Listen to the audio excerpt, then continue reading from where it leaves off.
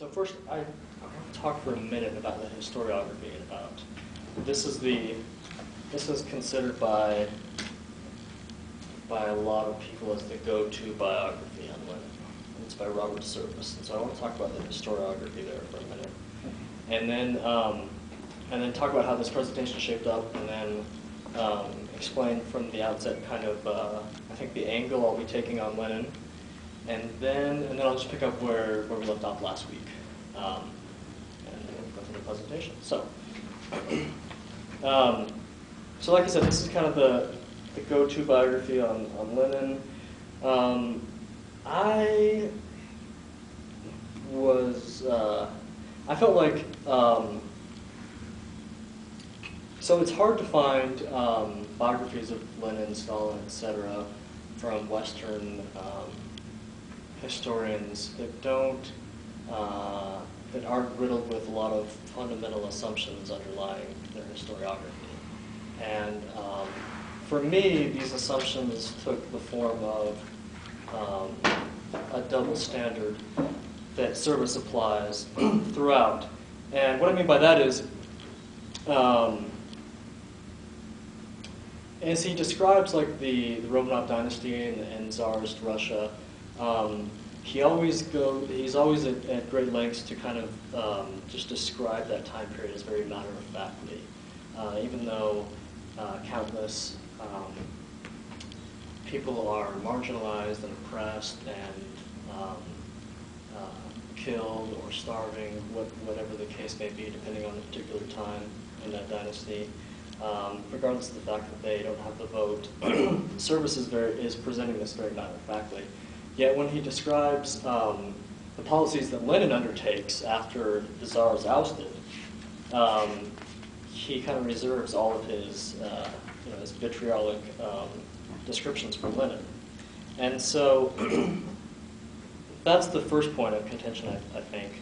And the second is that he kind of continually sees kind of sinister motives behind Lenin's actions. And there are a lot of areas where where I disagree with Service, and I'll kind of hit them as we go along. And things that Service might critique Lenin for, I actually would myself praise Lenin for, but I'll try and hit this as we go along. So if you're trying to find like historiography on Soviet leaders and Soviet history, read with a grain of salt, I guess. And if you guys have any recommendations for me afterwards, that'd be great. But he also has what's kind of seen in the industry as one of the go-to biographies on Stalin and also on Trotsky, which Chris just sent me a link to, again, being interviewed about his Trotsky biography. But just for my kind of personal worthless recommendation, I probably will not be reading his Stalin and Trotsky biographies. We'll probably try and find them from a different source. So, so if you're looking for a biography, keep that in mind as he writes. So, one of the reasons this was so frustrating to me was because as I'm reading about the life of Lenin and all of his actions, I can always kind of see at least two sides to his actions, and probably that's just because of the nature of this. We're a non-tendency group, and so I'm trying to keep that in mind as I'm preparing this presentation.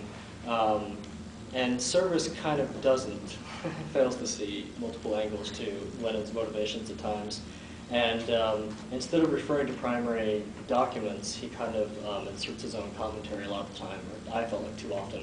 So this was personally frustrating to me because it took me a long time to go and kind of double check claims that Service was making against primary documents. And so for that reason, I'm going to focus today on the formation of Lenin and the party. So we left off last time, and then Greg was really nice enough to offer to do Leninism. So I think he'll be talking. Correct me if I'm wrong. Talking more about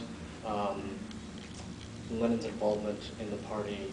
You'll probably be filling in a lot of the information that I'm not going to get to because I'm going to focus on Lenin's formation of the party. If I remember correctly, you left off on his exile. His first exile. Yes, so he gets exiled, And he's in Siberian Italy, and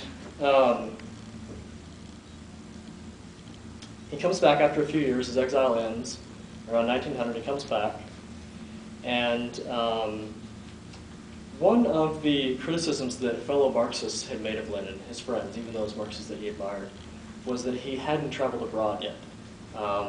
Even in exile, was in Siberia. And the reason they make this criticism is because Lenin makes the case that capitalism has arrived in full force in Russia at the time, around 1900. And this has implications because he then will go on to argue that we can start the next stage of the revolution. And a lot of his Marxist friends accuse him of kind of overselling the argument that capitalism has arrived in full force. And they encourage him to go to London and to the major European cities and to see the factories and to see that Russia is still behind its counterparts in Western Europe.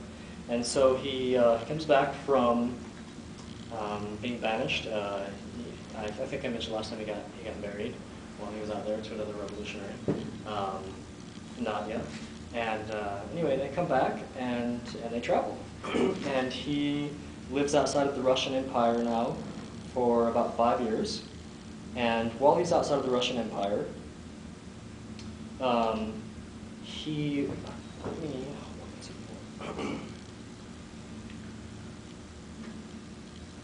1898, the first Congress of the Russian Social Democratic Labor Party is formed. Lenin is not yet involved in this. And it is formed by a guy named Struve. And again, I'm just going to slaughter all these names today, so you guys are going to have to be patient with me. But so it's commissioned by Struve. Struve is at the time of this Congress, is a Marxist. Later, he'll be a lapsed Marxist and migrates over to the liberal camp and later joins the white movement against the Bolshevik Revolution. But at this time, he's a Marxist. He forms the first Congress of the Russian Social Democratic Labor Party, 1898. Lenin is in exile at that time. And it barely gets off the ground. It's very short-lived. All the participants except one are arrested within a few weeks. So a functioning party is yet to be established for revolutionaries in Russia. So Lenin gets back, and he feels like this is the primary task of revolutionaries in Russia, is to, one, set up a functioning newspaper, and two, to set up the Second Congress and to get a party up and running. And so he meets and collaborates with Plekhanov, and Plekhanov, I think I mentioned it briefly last time, he is considered the first Russian Marxist, responsible for disseminating a lot of Marxism throughout the empire. And he's seen as this kind of almost untouchable authority figure on Marxism in Russia. Lenin admires him greatly and goes to meet him, and they make plans to set up a newspaper and a party. And they do just that. They set up the Second Party Congress, March of 1902. A lot of these guys are emigres right now, like Lenin, Plekhanov, etc. They're not living in the Russian Empire, mostly because they have police dockets and they feel like they can't go back home without being arrested. So they're setting this up kind of almost in absentia. They're setting it up outside of the Russian Empire. And I set up the Second Party Congress, 1902. And first they form an organizational committee for the Congress. And I'll kind of go over the kind of nuts and bolts here, because I think these are actually useful for how they kind of proceed from points A to Z. They set up an organizational committee for the Congress, and it was this committee that was responsible for choosing delegates.